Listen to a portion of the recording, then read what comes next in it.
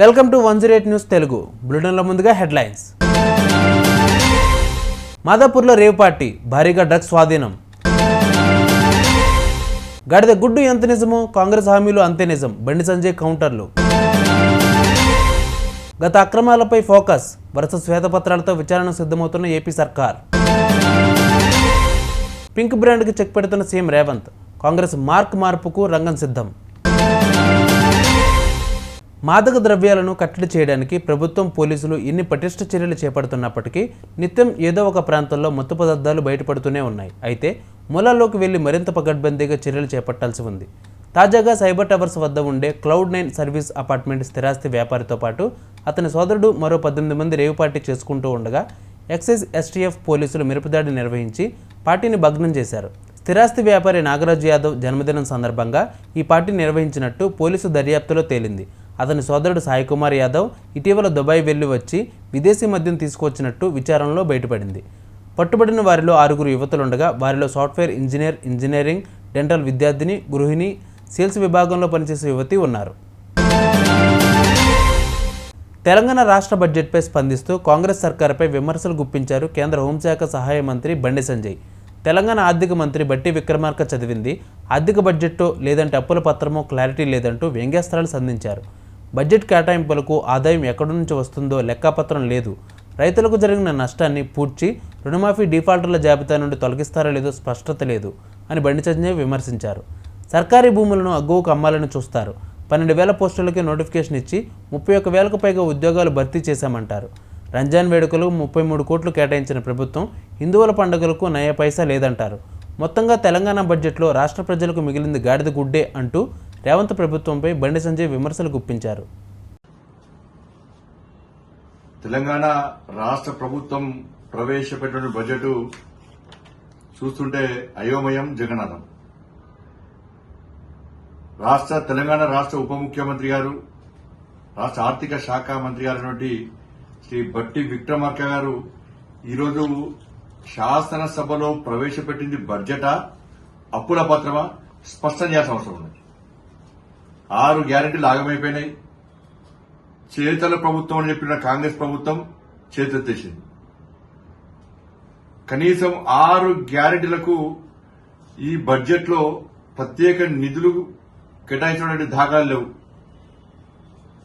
మన అప్పులున్నాయని చెప్పి ఎన్నికల సందర్భంగా మీరు చెప్పారు. తెలంగాణ రాష్ట్రం కేసీఆర్ అనే మూర్ఖత్వం వల్ల తెలంగాణ రాష్ట్రం అప్పుల పాలైందని చెప్పి తెలంగాణ ప్రజలకు తెలుసు, మాకు తెలుసు, మీకు తెలుసు. అప్పుల విషయం తెలిసిన తర్వాత కూడా మీరు ఎన్నికల్లో ప్రజలను మభ్యపెట్టి సంవత్సరం లోపల 6 గ్యారెంటీలు అమలు చేస్తామని మీరు ఈరోజు 6 గ్యారెంటీలు అమలు చేయకుండా ఈ అప్పుల పాలైంది, అప్పులలో ఉన్నాం, ఇక మేము రాబోయే రోజుల్లో కూడా 5 సంవత్సరాలు కూడా ఈ 6 గ్యారెంటీలను తీర్చలేమని చెప్పి తెలంగాణ రాష్ట్ర ప్రభుత్వం స్పష్టం చేసింది. వాళ్ళ మూసీ రివర్ ఫ్రంట్ 1,50,000 కోట్లతో మూసీ రివర్ ఫ్రంట్ నిర్మిస్తామన్నటువంటి కాంగ్రెస్ పార్టీ ప్రభుత్వం కేవలం 1,500 కోట్ల రూపాయలు కేటాయించి ఇలా ఏ విధంగా మూసీ నది రివర్ ఫ్రంట్ ను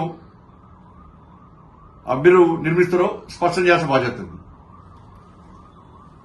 కేవలం 12,000 ఉద్యోగాలకు నోటిఫికేషన్ ఇచ్చిన మీరు ఇలా 31,000 ఉద్యోగాలు భర్తీ చేస్తామని చెప్పి మీరు చెప్పడం పూర్తిగా ఈ నిరుద్యోగులు మోసం చేయడమే. దాంతోపాటు తెలంగాణ రాష్ట్రంలో 90 లక్షల గ్యాస్ కనెక్షన్స్ ఉంటే మీరు కేవలం 30 లక్షల రేషన్ కార్డులు ఉన్నటువంటి పేదలకు మీరు గ్యాస్ సబ్సిడీ ఇచ్చి 90 లక్షల అర్హులైనటువంటి రేషన్ కార్డు అర్హులైనటువంటి పేదలందరినీ నడ్డి విడిచింది మీరు కాదా?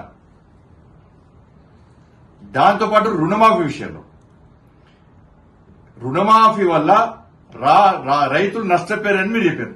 వాస్తవం కేసీఆర్ మూర్ఖత్వంగా ₹1,00,000 రుణమాఫీ చేస్తానని చెప్పి కేసీఆర్ ఇలా రుణమాఫీ చేయకపోవడం వలన రైతులు ఇబ్బంది పడ్డారు.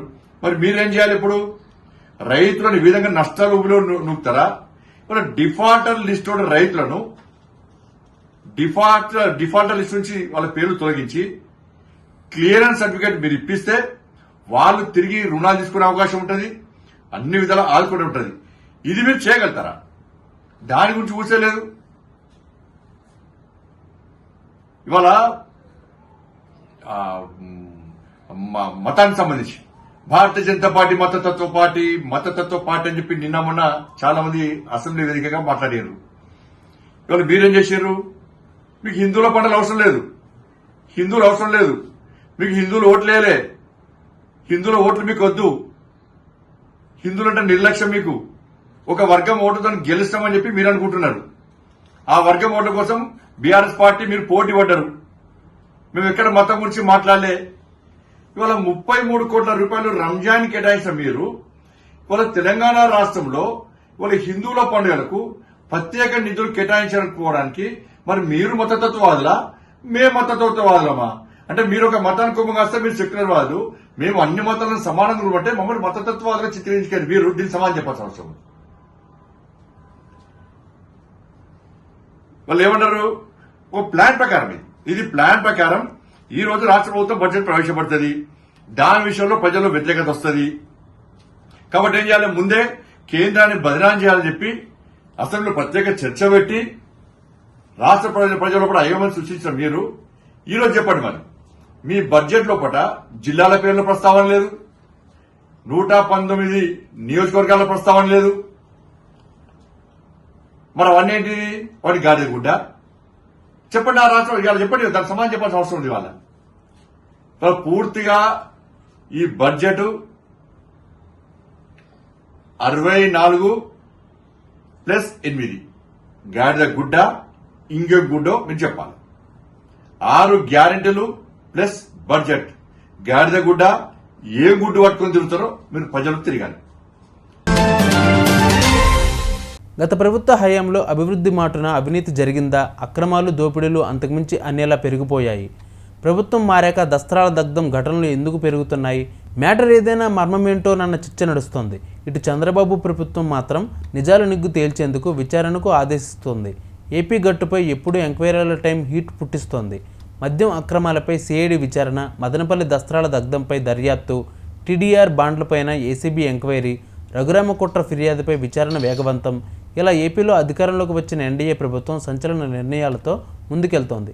ఎక్కడ అవినీతి జరిగిందని అనుమానం వచ్చినా, ఎవరు ఆరోపణలు చేసినా, ఆఖరికి కుట్రకోణం జరిగిందని అనుమానం ఉన్నా విచారణకు ఆదేశిస్తోంది. తప్పు చేసిన వారిని వదిలేదేలే అని హెచ్చరిస్తోంది. నవాబుల తీర్మార్ సిటీకి 3 రంగులతో నయా బ్రాండ్ తెచ్చే విధంగా కాంగ్రెస్ తన మార్క్ అద్దాలనుకుంటోంది. అందుకే తెలంగాణ బడ్జెట్లో హైదరాబాద్ అభివృద్ధికి పెద్దపీట వేశారా అంటే అవుననే అంటున్నాయి రాజకీయ వర్గాలు. ఎన్నడూ లేని విధంగా తెలంగాణ బడ్జెట్లో భాగ్యనగరానికి బలా అనిపించేలా 10,000 కోట్ల రూపాయల కేటాయింపులు చేసింది కాంగ్రెస్ సర్కార్. బడ్జెట్లో హైదరాబాద్కి కేటాయించిన 10,000 కోట్ల రూపాయలను వివిధ శాఖలకు కేటాయించనున్నారు. జిహెచ్ఎంసీకి 3,065 కోట్లు, హెచ్ఈఎండిఏకి 500 కోట్లు కేటాయించారు. మెట్రో వాటర్ వర్క్స్కు 3,385 కోట్లు, హైడ్రాకు 200 కోట్లు, అటు ఓల్డ్ సిటీకి ఇటు శంషాబాద్ ఇంటర్నేషనల్ ఎయిర్పోర్టుకు మెట్రో రైలు పొడిగింపు కోసం 600 కోట్లు కేటాయించారు. ఇక ఎంఎంటీఎస్కి 50 కోట్లు, మూసీ డెవలప్మెంట్ ప్రాజెక్టుకు 1,500 కోట్లు కేటాయింపులు జరిపారు. ఈ కేటాయింపులలో నగరంలో అభివృద్ధితో పాటు మౌలిక సదుపాయాలపై కూడా రేవంత్ సర్కార్ ఫోకస్ చేస్తోంది. చూసారుగా, ఇవి వాళ్ళ బులెటిన్ అప్డేట్స్. మరిన్ని అప్డేట్స్తో మళ్ళీ మీ ముందుకు వస్తాను. అంతవరకు కీప్ వాచింగ్ 108 న్యూస్ తెలుగు.